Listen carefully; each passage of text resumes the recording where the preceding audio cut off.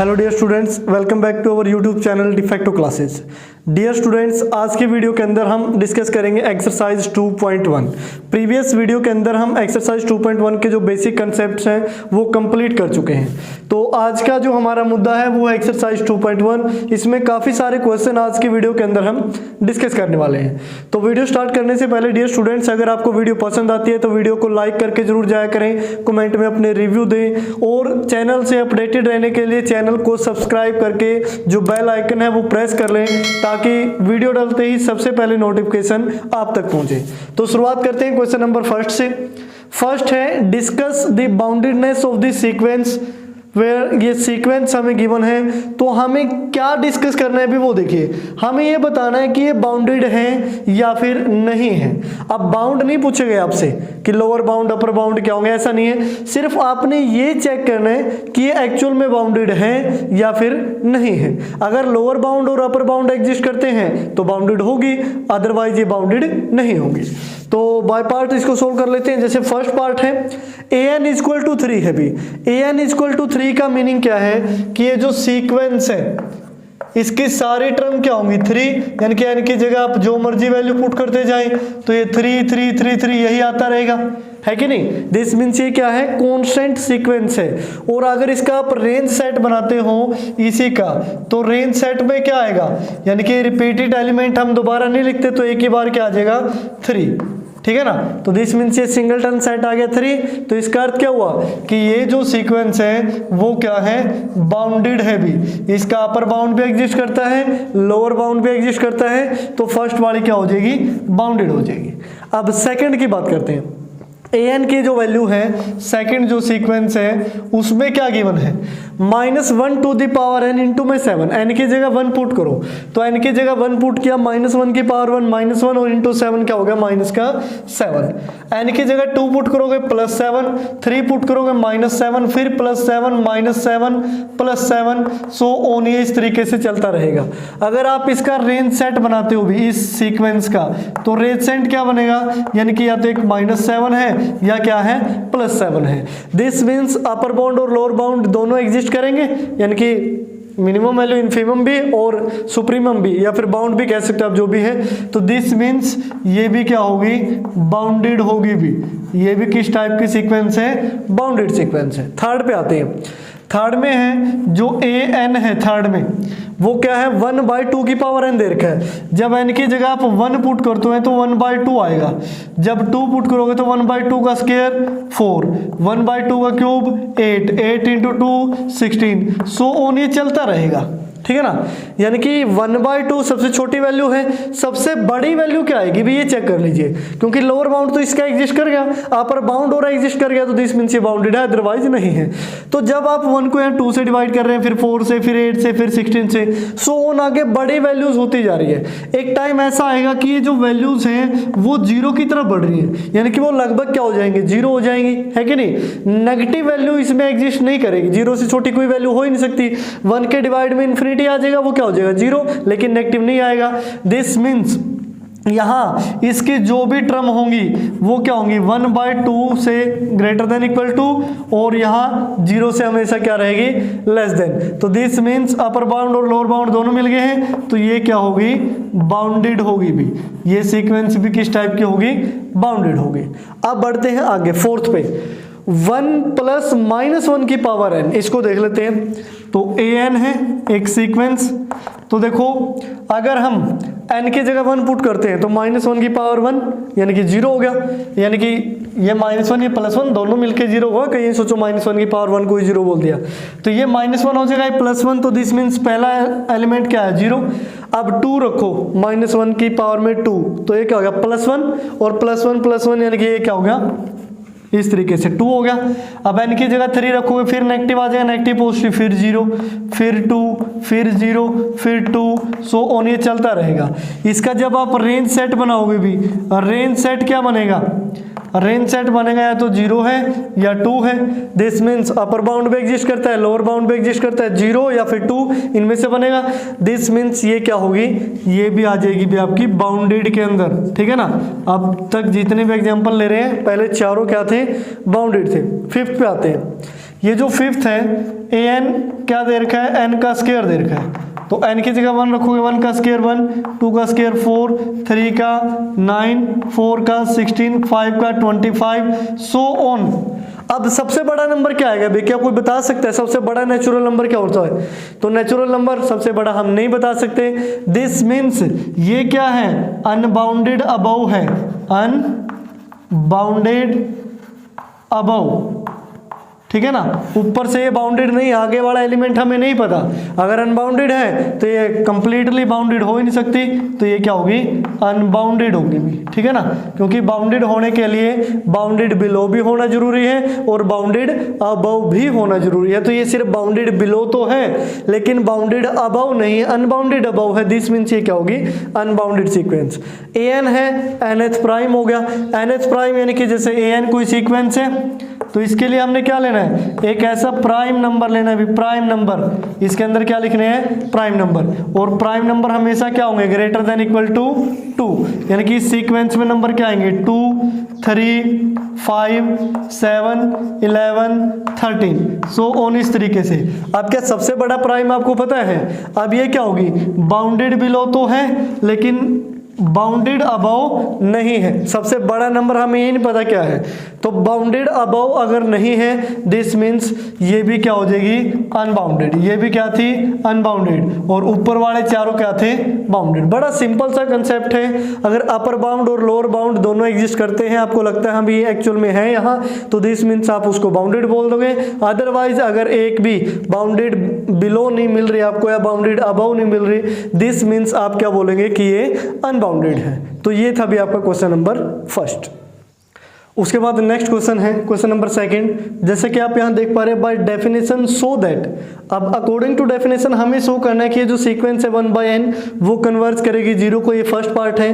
1/3 की power n है जो ये कन्वर्ज करेगी 0 को, ये थर्ड और ये फोर्थ। अब अकॉर्डिंग टू डेफिनेशन हमने चलना है। इस टाइप के आपको काफी सारे एग्जाम्पल मिल जाएंगे बुक में, लेकिन हम बुक से थोड़ा सा हटके करते हैं अभी। कन्वर्ज टू 0 का अर्थ क्या होता है, जैसे यहाँ पे ये फर्स्ट पार्ट है कि an एक सीक्वेंस है जो 1/n है। कन्वर्ज टू 0 का मीनिंग क्या हो गया, n की जगह 1 रखो तो 1, फिर यहाँ 2 रखो, 1/2, 1/3, 1/4, 1/5, सो ऑन। लास्ट में ये किसको अप्रोच करेगी, यानी कि टेंड्स टू, ये आप कह सकते हैं टेंड्स टू, किसको अप्रोच करेगी, 0 को। ये एग्जांपल बहुत बार रिपीट हो चुका है और सभी को पता भी है। तो हमें सिंपल क्या वैल्यू निकालनी है कि लिमिट अगर n इनफाइनाइट को अप्रोच करे तो an किसको अप्रोच करेगा, भी ये वैल्यू हमने बतानी है। अभी जब यहाँ इनफाइनाइट पुट करोगे तो 1/इनफाइनाइट क्या हो जाएगा, 0, यानी कि 0 को अप्रोच करेगा। जब हम सेकंड केस ले लेते हैं, जैसे nth टर्म में अगर n इन्फिनिटी पुट कर दे तो ये क्या है, यानी कि limit n tends to infinite 1/3 to the power क्या हो गया, n। जब n की जगह इनफाइनाइट पुट करोगे तो 1/3 टू द पावर इनफाइनाइट, यानी कि 1/इनफाइनाइट, ये भी किसको अप्रोच करेगी, 0 को। ये बड़ा सिंपल सा तरीका है भी, है कि नहीं। डेफिनेशन के अकॉर्डिंग करना चाहो तो आप वो भी कर सकते हो, बस हमें तो प्रूव करना ना कन्वर्ज करेगी 0 को। किसी ने ये थोड़ी ना बोला हाँ भी पर्टिकुलर बस ऐसे ही करना है। an-l वाला मेथड है जो एग्जाम्पल में लिख रखा है यहाँ, लेस देन एप्सिलॉन। इस डेफिनेशन के अकॉर्डिंग भी आप कर सकते हो, बड़ा सिंपल सा है, और ये उससे भी ज्यादा सिंपल है कि नहीं। तो आप दोनों से कर सकते हो। जैसे थर्ड में है, थर्ड में जो an की वैल्यू है, an है जो थर्ड पार्ट में, वो है n² plus 3n plus 5 upon है 2n² प्लस 5n और प्लस 7। अब हमें इसमें वैल्यू निकालनी है थर्ड पार्ट में कि n अगर इनफाइनाइट को अप्रोच करेगा तो ये an कहाँ पहुँच जाएगा। अब ये an कहाँ पहुँचेगा वो हम बताते हैं। तो limit n tends to infinite, an की वैल्यू रख देते हैं n² plus 3n plus 5 upon 2n² plus 5n और प्लस 7। अगर यहाँ डायरेक्ट n को इनफाइनाइट पुट करोगे तो इनफाइनाइट अपॉन इनफाइनाइट ये अनडिटरमाइंड फॉर्म आ जाएगी, है कि नहीं। तो दिस मीन्स अब इसको थोड़ा सा सिंपली कर लेते हैं सोल्व। तो ऊपर से हम n² कॉमन ले लेते हैं, limit n tends to infinity, n² लिया कॉमन तो यहाँ से बचा 1, यहाँ से क्या बचेगा, n² कॉमन लिया तो 3/n और 5/n²। नीचे से भी n² कॉमन लिया तो यहाँ से बचा 2 plus 5/n plus 7/n। N square. अब एन स्क्वायर से एन स्क्वायर कैंसिल, जब एन अप्रोच करेगा इनफाइनाइट को तो यहाँ से क्या बचेगा अभी 1 प्लस, इसमें तो एन रख ही नहीं सकते, 3 बाई इनफाइनाइट 0, 5 बाई इनफाइनाइट का स्क्वायर 0 अपॉन यहाँ से कितना बचा 2, 5 बाई इनफाइनाइट 0, 7 बाई इनफाइनाइट का स्क्वायर 0। तो ये सारी क्या होगी 0 हट गया, यानी कि किसको कन्वर्ट कर रहा है अभी 1/2 को। तो इस तरीके से भी आप इनको सिंपली सोल्व कर सकते हैं। ऐसे ही नेक्स्ट में हमें limit n tends to infinite इसमें निकालना है, limit n tends to infinite. तो यहाँ ए एन की वैल्यू रखनी है, एन की एन स्क्वायर प्लस 1 और 2n स्क्वायर प्लस 5, सेम वही एन स्क्वायर कॉमन लोगे तो limit n tends to infinite, n square common cancel out हो जाएगा, ऊपर से क्या बचेगा 1 प्लस 1 बाई एन स्क्वायर, नीचे क्या बचेगा एन स्क्वायर है तो एन स्क्वायर कॉमन तो ये 2 plus 5 by n square, n को इनफाइनाइट पुट करोगे दोनों वैल्यू 0 हो जाएंगी तो यहाँ से भी क्या बचेगा 1/2, यानी कि ये सीक्वेंस भी 1/2 को कन्वर्ज करेगी। तो ये बड़ा सिंपल सा तरीका है, अगर आप इससे करना चाहें तो आप इससे भी कर सकते हैं, वरना अगर एग्जाम्पल में जैसा आपको इस डेफिनेशन के अकॉर्डिंग करना है तो आप वैसे भी कर सकते हैं, दोनों चीज़ें बिल्कुल सही हैं। उसके बाद नेक्स्ट है क्वेश्चन नंबर 3। जो क्वेश्चन नंबर 3 है वो भी same as it is question number 2 है, बस स्टेटमेंट लिखने के तरीके में अंतर आ गया अभी। बाय डेफिनेशन सो दैट कि limit n tends to infinity 2n plus 1 upon n plus 3, इसकी वैल्यू होगी इक्वल टू 2 और सेकंड पार्ट में वैल्यू होगी इक्वल टू 1। तो अब देखो जो सेकंड क्वेश्चन अभी हमने किया था वो कुछ और तरीके से किया था, अब इसको हम एग्जाम्पल वाले तरीके से करते हैं, लेकिन बात एक है आप इसको सेकंड वाले तरीके से भी कर सकते हो। तो यहाँ से देखिए, तो यहाँ पे ये जो गिवन है इसको हम क्या मान लेते हैं an मान लेते हैं, an क्या है 2n प्लस 1 अपॉन है n प्लस 3, ठीक है ना। उसके बाद हम लिखेंगे according to definition, according to definition.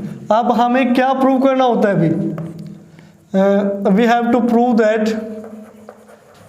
We have to prove that कि जो an माइनस एल है वो क्या होगा लेस देन एप्सिलॉन होगा। भी an माइनस एल है वो क्या होगा less than 4 epsilon greater than equal to 0, ठीक है ना। एप्सिलॉन ग्रेटर देन 0 ले लो, ठीक है ना, इक्वल नहीं ले सकते क्योंकि एप्सिलॉन क्या है एक पॉजिटिव क्वांटिटी है। तो इसके लिए सबसे पहले हम an माइनस एल की वैल्यू निकाल लेते हैं। an माइनस एल का मोड an की वैल्यू ये हमें गिवन है, तो 2n plus 1 upon n plus 3 minus l, यानी कि लिमिट किसको कन्वर्ट कर रही है यानी कि 2 को, तो यानी कि -2।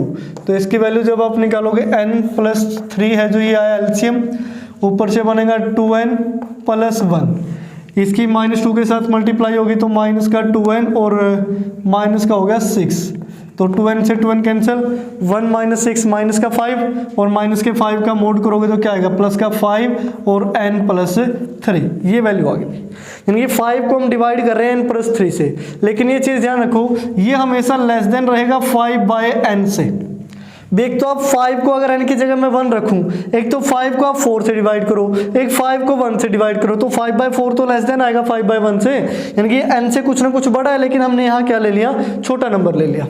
तो यहाँ से देखिए यानी कि an माइनस एल की वैल्यू है लेस देन 5/n आई भी, तो यहाँ लिखेंगे हेयर जो an माइनस एल की वैल्यू क्या थी 2, एल की वैल्यू 2 थी, ये लेस देन एप्सिलॉन कब होगा, इफ ये लेस देन एप्सिलॉन कब होगा, अब इसकी वैल्यू क्या है 5/n से लेस देन है an माइनस एल की, तो कब अगर 5/n लेस देन क्या हो जाए एप्सिलॉन। ध्यान से समझना ये वैल्यू है जो ये 5/n से छोटी है, अगर 5/n ही एप्सिलॉन से छोटा हो गया दिस मीन्स ये भी किससे छोटा हो जाएगा एप्सिलॉन से, तो देयरफॉर यहाँ से an माइनस 2 है जो लेस देन एप्सिलॉन होगा। अब यहाँ पे एक कंडीशन और, if taking reciprocal both side तो n/5 greater than epsilon, sorry 1/एप्सिलॉन, ठीक है ना, क्योंकि ऐसा हम लिख सकते हैं कि अगर मैं ये लिखूं कि 2 लेस देन 4 है, अगर टेकिंग रेसिप्रोकल बोथ साइड करें तो 1/2 तो ग्रेटर होगा 1/4 से, है कि नहीं। रेसिप्रोकल करते टाइम इनइक्वालिटी का साइन क्या हो जाता है चेंज, आगे जाके an माइनस 2 का मोड है जो लेस देन होगा एप्सिलॉन से, इफ 5 को साइड ले जाओ n greater than equal to होगा 5/एप्सिलॉन से। तो अब लिखेंगे then there exist a positive integer m, positive integer m such that कि जो an-2 का मोड है लेस देन एप्सिलॉन होगा, ठीक है ना, लेस देन क्या होगा, epsilon for all n greater than equal to m, ठीक है ना। अब ऐसा क्यों हुआ, क्योंकि an-2 का मोड है, लेस देन एप्सिलॉन आ रहा है, अगर n की वैल्यू 5/ε से क्या है, बड़ी है। अब 5/ε क्या है, बहुत छोटी क्वांटिटी है, क्योंकि एप्सिलॉन क्या लिया है, ग्रेटर देन 0, ये कोई भी वैल्यू हो सकती है भी, ठीक है ना। तो यहाँ से एक m जरूर एग्जिस्ट करेगा इस तरीके से कि an-2 का जो मोड है लेस देन एप्सिलॉन होगा for all n greater than equal to m, जहाँ m क्या है, पॉजिटिव इंटीजर।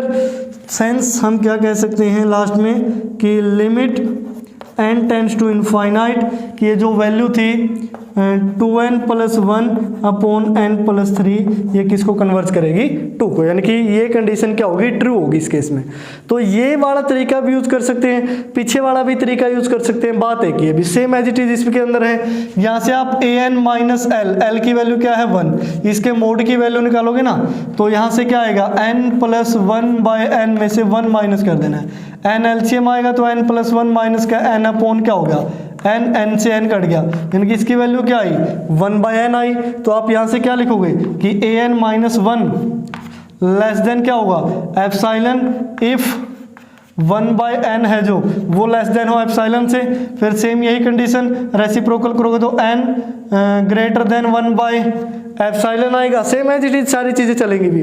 तो 4 यहाँ पे भी क्या एग्जिस्ट करेगा, कोई इंटीजर m इस तरीके से एग्जिस्ट करेगा कि an- यहाँ 2 था, यहाँ पे क्या आया है 1, क्योंकि लिमिट 1 को अप्रोच कर रही है, तो an-1 लेस देन एप्सिलॉन होगा for all n greater than equal to m के लिए, यानी कि प्रोसीजर सेम रहते हैं हर एक क्वेश्चन के। ये वो एग्जाम्पल वाला तरीका है जो डेफिनेशन हमने बेसिक इंट्रोडक्शन के अंदर पढ़ी थी कि an - l है वो लेस देन एप्सिलॉन होगा for all n greater than equal to m के लिए, जहाँ m कोई भी पॉजिटिव इंटीजर है। ये डेफिनेशन हम बेसिक कंसेप्ट के अंदर पढ़ चुके हैं, मैंने अच्छी तरीके से एक्सप्लेन भी किया था, इसका मोड खोल के एक बार पॉजिटिव लिया था, एक बार नेगेटिव लिया था भी। एक्चुअल में ऐसा क्यों होता है कि एक पर्टिकुलर टर्म के बाद की सारी टर्म अगर उसके अंदर है तो दिस मीन्स वो लिमिट होगा, उस पॉइंट को हम क्या बोलेंगे, लिमिट बोलेंगे।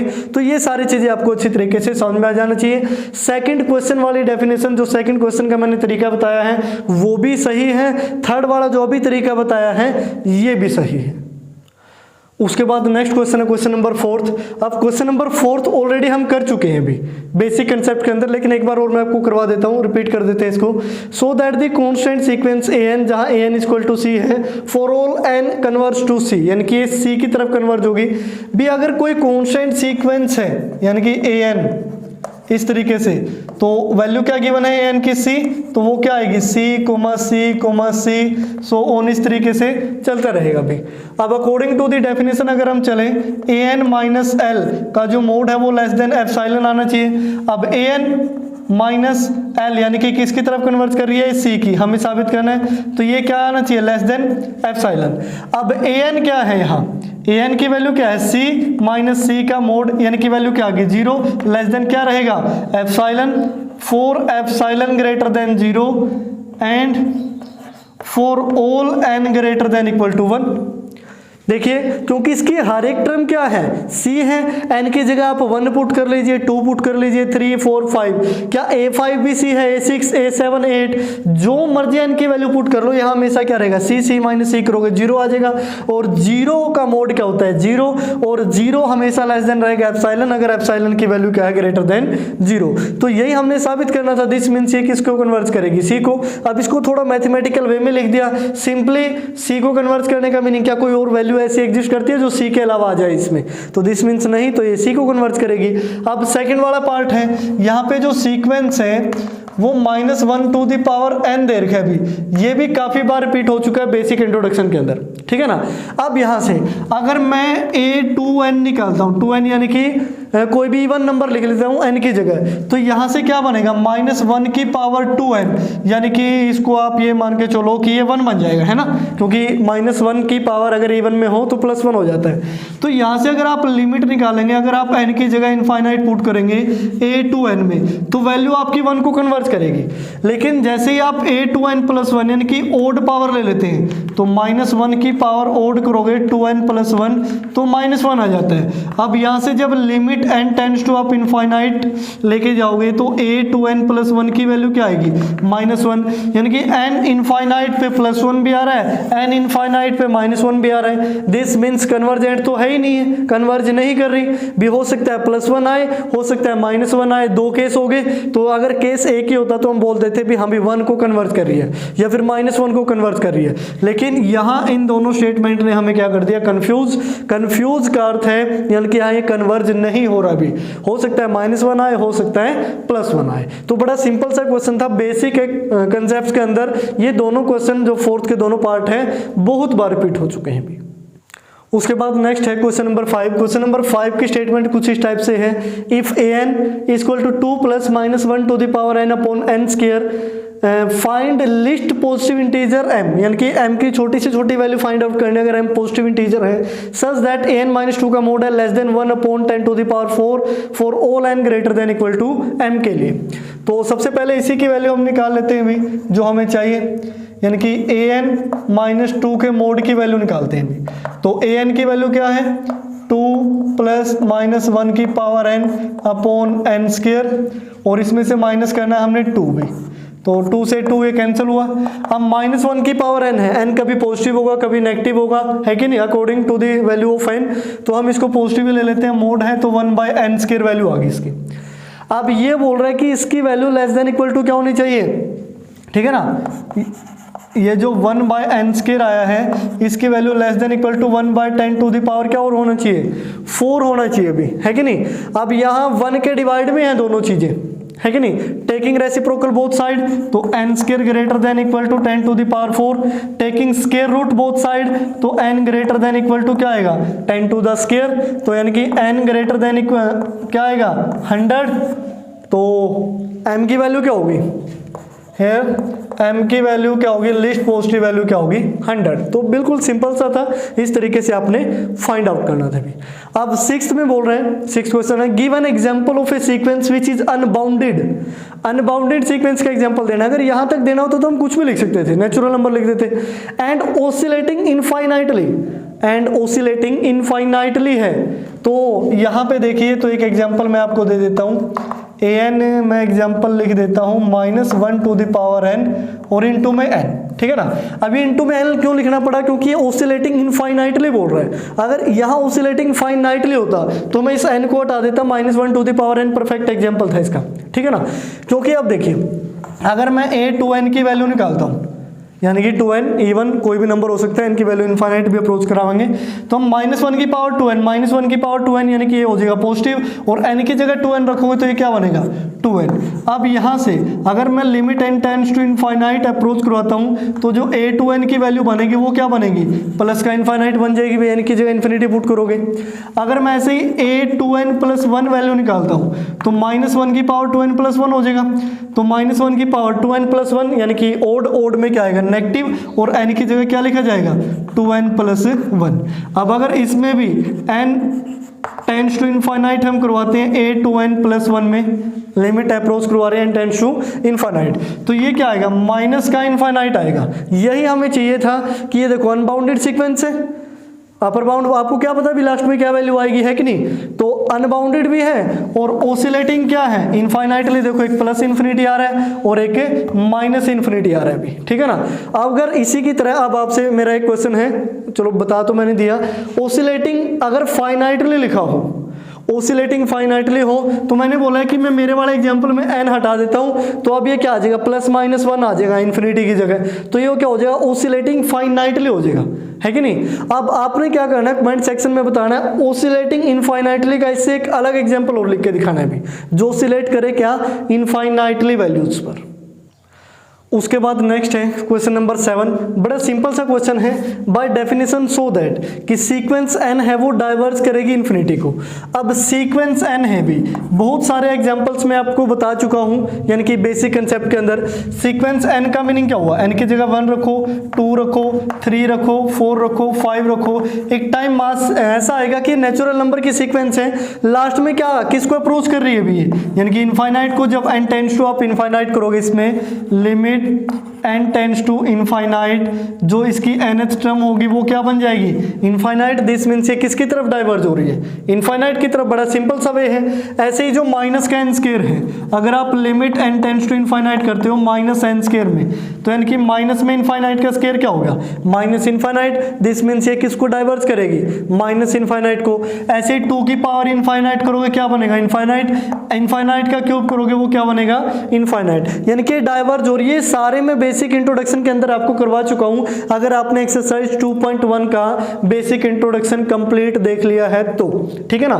तो इसको अब सिंपल सा वे मैंने आपको बता दिया, थोड़ा आपने इसको मैथमेटिकल वे से लिख लेना, अच्छी तरीके से इन चीजों को एक्सप्लेन कर देना है। उसके बाद जो क्वेश्चन नंबर 8 है वो आप खुद से करोगे, बड़ा सिंपल सा है। 9 देख लीजिए, क्वेश्चन नंबर 9 है सो दैट, जो ये सीक्वेंस है कि sine n pi by 3 upon under root n है भी, ये एक नल सीक्वेंस होगी। अब नल सीक्वेंस का मीनिंग क्या होगा कि अगर मैं यहां limit n tends to infinite करता हूं, यानी कि sine n pi by 3 upon under root n, इसकी वैल्यू क्या आनी चाहिए, 0, यानी कि जो कन्वर्ज करती है 0 की ओर वो क्या होगी, नल सीक्वेंस होगी। अब हमें पता है कि ये जो साइन n पाई बाई 3 लिखा है, साइन n पाई बाई 3, इसके जो मोड की वैल्यू होगी लेस देन इक्वल टू होगी 1 for all n belongs to natural number. ठीक है ना, क्लियर। क्योंकि साइन की रेंज क्या होती है, -1 to 1 भी। इसके मोड की वैल्यू कभी 1 से बड़ी, 1 से हमेशा क्या रहेगी, छोटी, 1 से बड़ी जा ही नहीं पाएगी। तो देखो अगर हम सिंपली 1 रखते हैं, इनकी जगह 1 रखते हैं तो हम वैल्यू क्या मिलेगी, साइन पाई बाई 3 1 का रूट 1। जब 2 रखते हैं तो साइन 2 पाई बाई 3 और 2 का रूट यानी कि अंडर रूट 2। ऐसे ही साइन 3 पाई बाई 3 और नीचे अंडर रूट 3। अब देखो ऊपर जो ये न्यूमरेटर है ये तो कभी भी 1 से बड़ा हो ही नहीं सकता, या तो -1 या क्या रहेगा +1। और -1 ये वैसे नहीं होगा, चलो -1 मान लिया हो भी गया तो हम एक बात ले लेते हैं कि -1 to +1 इसकी वैल्यू आएगी न्यूमरेटर, क्योंकि साइन की रेंज होती है -1 to 1 भी। यहाँ -1 से +1 तक कुछ भी आ सकता है। अभी तो 1 2 3 4 का अंडरूट आ रहा है, एक टाइम ऐसा आएगा इनफाइनाइट अंडरूट्स आ जाएंगे, यानी कि जैसे मान लिया 100 का अगर अंडरूट आ गया तो डिवाइड में 10, 1000 आएगा, 1 लाख आएगा, करोड़ आएगा, बहुत सारी वैल्यूज आएंगी। यानी कि समथिंग डिवाइड इनफाइनाइट आ जाएगा भी। समथिंग डिवाइड इनफाइनाइट यानी कि किसको अप्रोच करेगी, 0 को। अगर ये 0 को अप्रोच कर रही है दिस मींस ये क्या होगी, null sequence. Same as it is अगला है जो ये n फैक्टोरियल बाय में n की पावर n है। अगर इसमें आप 1 रखते हो, 1 रखा तो 1 का फैक्टोरियल 1, 1 की पावर 1 1 हो गया। 2 रखा तो 2 का फैक्टोरियल 2 और 2 की पावर 2 4 यानी कि 1/2 हो गया। 3 रखा तो 3 का फैक्टोरियल 6 और 3 की पावर 3 यानी कि 27 हो गया, है कि नहीं। यानी कि आप देखो न्यूमरेटर जैसे मर्जी हो, डेनोमिनेटर बहुत ज्यादा स्पीड से बढ़ रहा है, 1 के बाद 4, 4 के बाद 27। आप देखो मैं 4 रख लेता हूं, 4 का फैक्टोरियल क्या आएगा 24, 4 की पावर 4, 4 की power 4, 4 into 4 16, 16 into 4 64, 64 into 4 64 into 4। अब देखो कितना आ गया, है कि नहीं, 256 आ गया। देखो जो डेनोमिनेटर है वो कितनी ज्यादा स्पीड से बढ़ रहा है, लेकिन न्यूमरेटर इतनी स्पीड से नहीं बढ़ रहा, 1 2 6 24। यानी कि एक टाइम ऐसा आएगा कि ये सीक्वेंस इनफाइनाइट वैल्यू रखने पे किसको कन्वर्ट करेगी, 0 को। अगर ये 0 को कन्वर्ट करती है दिस मीन्स ये क्या होगी, नल सीक्वेंस। बस यही रीजन आपने देना था, जो मैंने यहाँ लिखा है इसको आपने अच्छी तरीके से एक्सप्लेन करके इसको मैथमेटिकल वे में लिख देना है। भी बड़े सिंपल से क्वेश्चन है। तो डियर स्टूडेंट्स ये हुआ हमारा 9th कंप्लीट। अब इस एक्सरसाइज में मैंने आपके लिए 8 क्वेश्चन नंबर 10 10 और क्वेश्चन नंबर 11, ये 3 क्वेश्चन आपके लिए छोड़ दिए हैं अभी, बाकी सारे मैंने करवा दिए हैं। थोड़ा लिखने का स्टाइल अलग हो सकता है, आपने थोड़ा अच्छी तरीके से इनको परफॉर्म करना है, लिखने का तरीका आपको सही हो, क्योंकि यहाँ समझाया जाता है। अब इसी को अच्छी तरीके से लिखना हो तो इसमें 10-12 मिनट भी लगा सकते हैं, तो टाइम बचाने के लिए चीज़ें आपको समझ में आ जानी चाहिए, बस मेन मुद्दा ये है। जिसको समझ में आ गया वो एक्सप्लेन भी अच्छी तरीके से कर देगा। तो जो क्वेश्चन नंबर 10 है इसमें तो आपने एग्जाम्पल ही देने हैं, 8 और 11 आपने खुद से करना है। अभी देखते हैं बेसिक इंट्रोडक्शन पढ़ के एक्सरसाइज सोल्व करने के बाद आप इन क्वेश्चन को सोल्व कर पाते हैं या नहीं। अगर आपके ये तीनों क्वेश्चन सोल्व हो जाते हैं तो कमेंट में यस सर जरूर लिख देना, मैं आप समझ जाऊंगा कि आपने ये जो तीनों क्वेश्चन है वो सोल्व कर लिए हैं। तो डियर स्टूडेंट्स, आज की इस वीडियो के साथ जो हमारी एक्सरसाइज है 2.1 उसका हो गया है पोस्टमार्टम, यानी कि उसका दी एंड हो चुका है। नेक्स्ट वीडियो में हम एक्सरसाइज 2.2 का बेसिक इंट्रोडक्शन पढ़ेंगे। बेसिक इंट्रोडक्शन के साथ कुछ एग्जांपल, कुछ क्वेश्चन हम सोल्व करने वाले हैं। तो डियर स्टूडेंट्स, आज की वीडियो में फिलहाल इतना ही। देखते रहिए Defacto classes and thank you very much for watching my videos and bye bye.